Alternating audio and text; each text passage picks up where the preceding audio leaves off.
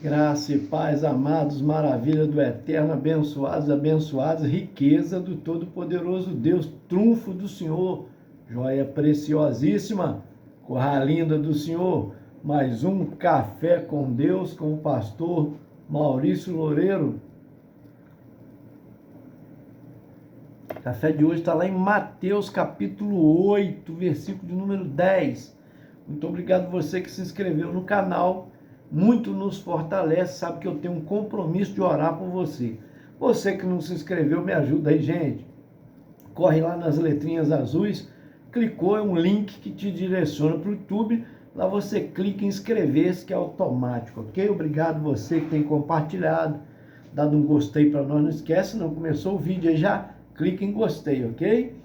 Capítulo 8, versículo 10 diz: E maravilhou-se Jesus ouvindo isso e disse aos que o seguiam: Em verdade vos digo que nem mesmo em Israel encontrei tanta fé. Esse caso aqui é um caso de um servo de um centurião. Geralmente um centurião, você vê a bondade desse homem. Um centurião geralmente era um romano e ele tinha geralmente vários servos, né? E tinha soldados também, tinha soldados ao seu serviço. Então, algum desses servos que servia em sua casa adoeceu.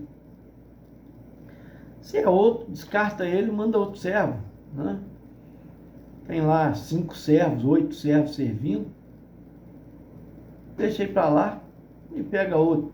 Se é outro, né? Faria isso, mas a bondade desse homem faz com que ele busque socorro em Deus, em Jesus, que é Deus, né? Mas que ele ouviu falar dos seus milagres, dos seus feitos, das suas maravilhas e acreditou. O lindo aqui que eu aprendo é que a Bíblia diz que a fé vem por ouvir e ouvir da palavra de Deus. Quando você está ouvindo Café com Deus, você está alimentando a sua fé. E na hora necessária, na hora que você precisar, você vai ter condição de exercer a sua fé. Porque a fé vem por ouvir e ouvir da palavra de Deus. Então, ele ouviu falar de Jesus. Ouviu falar da sua grandeza, dos seus feitos, dos seus milagres, das suas maravilhas, e ele creu.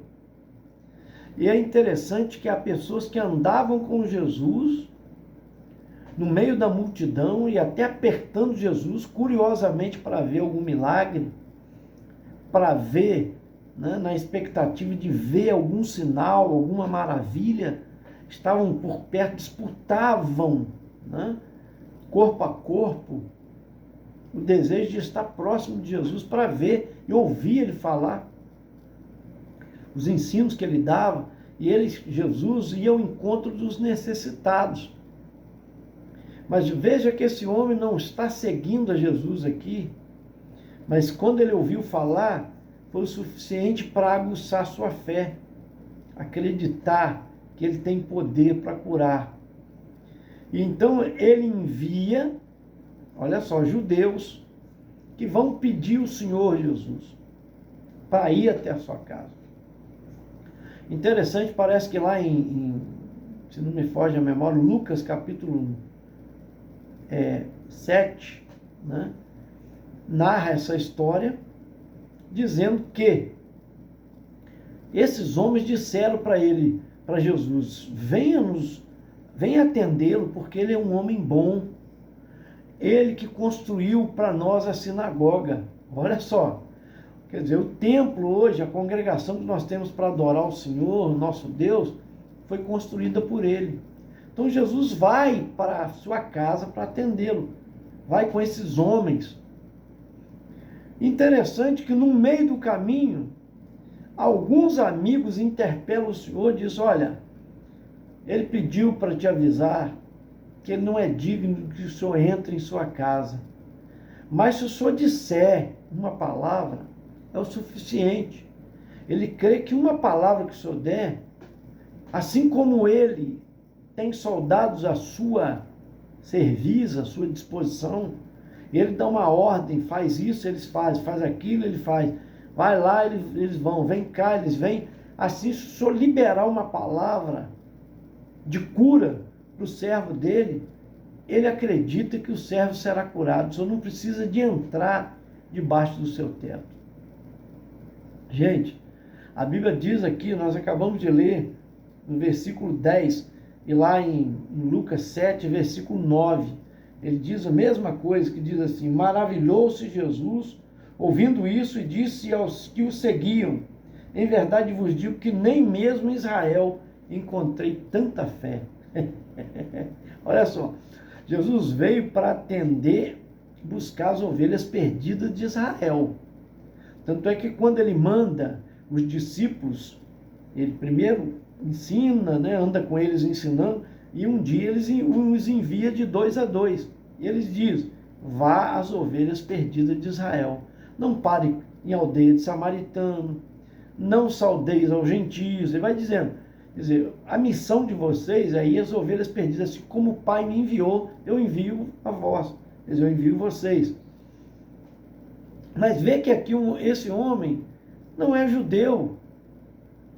Os judeus dão testemunho dele, dizendo que ele era bom, que o Senhor devia atendê-lo. Olha só, então eu começo a aprender lições aqui, que a fé, ela vem por ouvir. Por isso que a gente precisa ouvir a palavra. Ao ouvir a palavra, esse homem acreditou. E a segunda lição que eu aprendo, que as pessoas dão um testemunho da sua bondade, da sua generosidade. Então, qual tem sido o seu testemunho perante os seus vizinhos? Qual tem sido o seu testemunho perante os seus familiares? Qual tem sido o seu testemunho perante a comunidade da fé? A igreja do Senhor. Então, qual tem sido o seu testemunho, né, com as pessoas que você convive? O testemunho desse homem era um testemunho fantástico, porque eles próprios disseram: Senhor, vá atendê-lo, ele é um homem bom, e o Senhor vai em direção à sua casa. Aí a terceira coisa que eu aprendo é que ele envia uma outra comissão. Primeiro enviou a primeira comissão de judeus para pedir a Jesus. Jesus vem atendê-lo, mas ele envia a segunda comissão de amigos agora para dizer, ele pede para dizer ao Senhor que ele não é digno que o Senhor entre em sua casa. Gente, olha só, o reconhecimento da grandeza do nosso Deus. Essa é a terceira lição. Esse homem conhece mais a Jesus estando distante, mesmo estando distante, que muitos que andavam com ele, que não reconheciam a autoridade, o poder, a grandeza do nosso Senhor. Porque ele diz, olha só, eu não sou digno de que o Senhor entre na minha casa. Gente, ele devia ter uma mansão, ele tinha servos, né? Ele era um empregado de alto escalão do governo, porque ele cuidava de uma centuria, de uma companhia do exército. Estava em missão em Jerusalém, cuidando de soldados, para manter a ordem, para que os judeus não se rebelassem.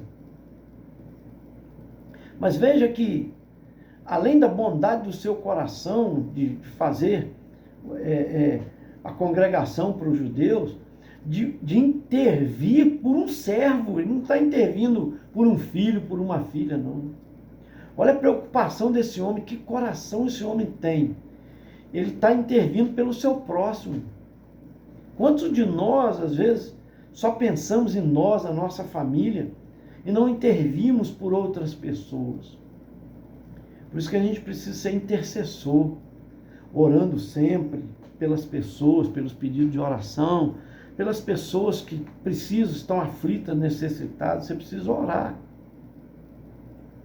Tem gente passando problemas agora no seu casamento, tem gente passando problemas financeiros, tem gente passando problemas no seu corpo físico, uma enfermidade, tem gente passando problema emocional, psicológico, vivendo terrores, traumas, né, do passado, que assombram a sua vida. Precisa orar. Tem gente passando uma depressão profunda, vivendo uma depressão profunda, uma angústia na alma. Precisa orar. Tem gente com filhos nas drogas, sendo ameaçado de morte, morrendo dia a dia porque a droga está consumindo, e outros estão devendo traficantes, correndo risco de perder a vida. Nós temos que orar. Por causa de maus políticos, de corruptos. Falta remédio, falta médicos, falta assistência, educação para o povo. Precisamos orar. Nós não podemos cruzar os braços. Então esse homem está fazendo a sua parte. Ele está dando testemunho e os amigos estão intercedendo por ele. Primeiro, os judeus, né? E ele está intercedendo por quem? Ele está pedindo ao mestre pelo seu servo. Então, olha, é um intercedendo por outro, a gente precisa ser intercessor. E, além do mais, ele aqui não se acha digno de entrar em sua morada. Ele devia ter uma mansão, e mesmo assim não achava que o Rei dos Reis, o Senhor dos Senhores, ele não era jamais digno de recebê-lo em sua casa. Gente, isso é tremendo. Isso é reconhecimento da grandeza do nosso Deus, da soberania dele, volto a repetir. Aí, Jesus, quando ouve ele dizer, eu tenho servos e dou ordem a eles, tenho soldados à minha disposição, à minha submissão, e digo, faça isso, faz aquilo, eles fazem, assim se o Senhor liberar uma palavra, gente, olha que coisa, ele será curado. E o Senhor diz, grande é a tua fé, faça-se conforme a sua fé. E diz para os seus servos, os discípulos que acompanhavam, nem em Israel, quer dizer, andando de lugar em lugar, fazendo milagres nessa terra, não encontrei ninguém com fé tal, com tamanha fé. Ele conseguiu colocar Jesus admirado, né, perplexo, de ver a fé. E aí traz uma lição para nós. Esse homem era um gentio aos olhos, né? Porque ele não era judeu. É onde Jesus diz, muitos virão de outros lugares e tomarão assento com Abraão, Isaque e Jacó, no reino de Deus. Então, os filhos, né, considerados ali, que eram judeus, não tinham tanta fé. E outros, igual nós somos, né, considerados como aquele centurião, que não somos judeus, viemos de outra linhagem, somos considerados gentios, mas o Senhor diz que será grande, ou seja, esses tais surpreenderão. Então, meu amigo, minha amiga, exercite a sua fé. A fé remove montanhas, a fé traz o inexistente à existência, porque o nosso Deus faz de acordo com o que nós cremos. Seja feita segundo a sua fé. Olha o que o Senhor diz para ele, seja feita segundo o que ele estava acreditando. E assim aconteceu. Quando os amigos chegaram na casa e estava curado aquele jovem, perguntaram a que hora. Era justamente aquele horário. A palavra foi liberada. O milagre aconteceu. Então nós precisamos acreditar, tomar posse dessa palavra. Amém? Exercita sua fé. Não acredite na força do seu braço. Não acredite na sua capacidade. Não é isso. Hoje pregam por aí, né, uma força motora interior. Pregam por aí para você ter a sua autoestima levantada, né? Então há muito mensagem motivacional, de positividade, mas é muito além do que motivação, muito além do que ser positivo. É acreditar que Deus é Deus do impossível, não depende de mim e de você.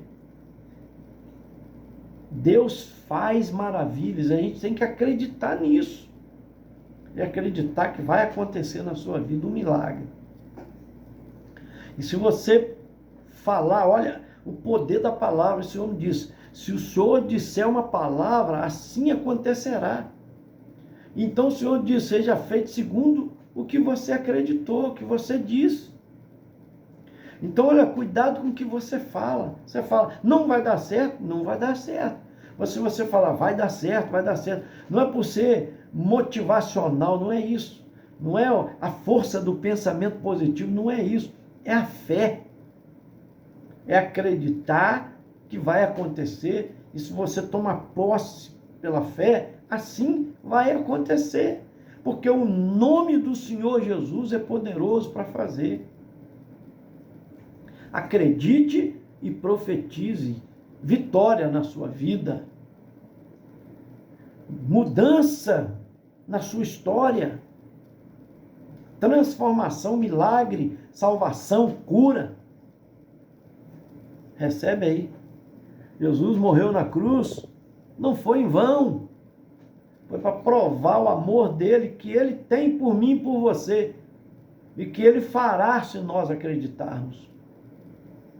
Tudo que pedires ao Pai, Jesus diz, em meu nome eu vos farei. Jesus diz, ele fará.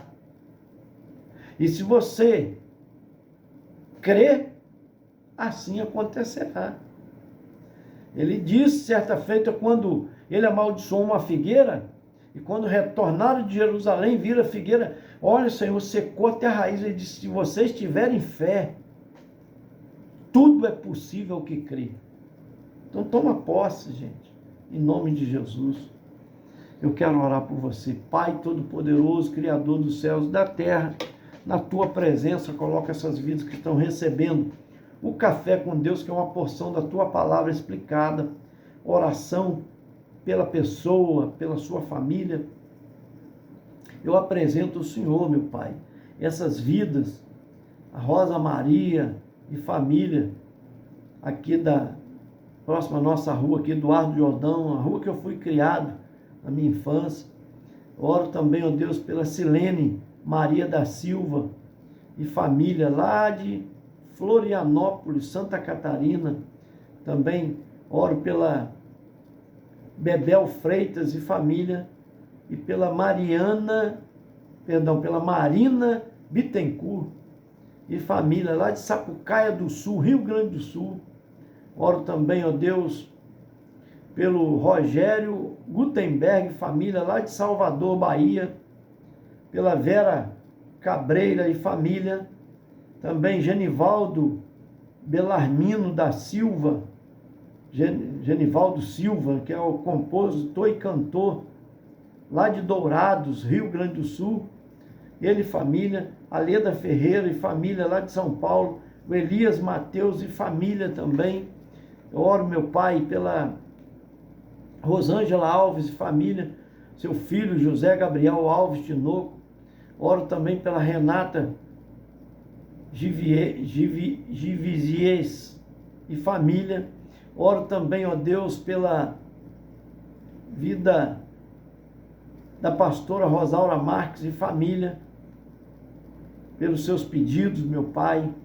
Também pela Alcina Lúcia, sua causa, sua vida financeira, um renovo espiritual. E Yolanda Pinho, dá força à tua filha, caminha com ela, Pai amado.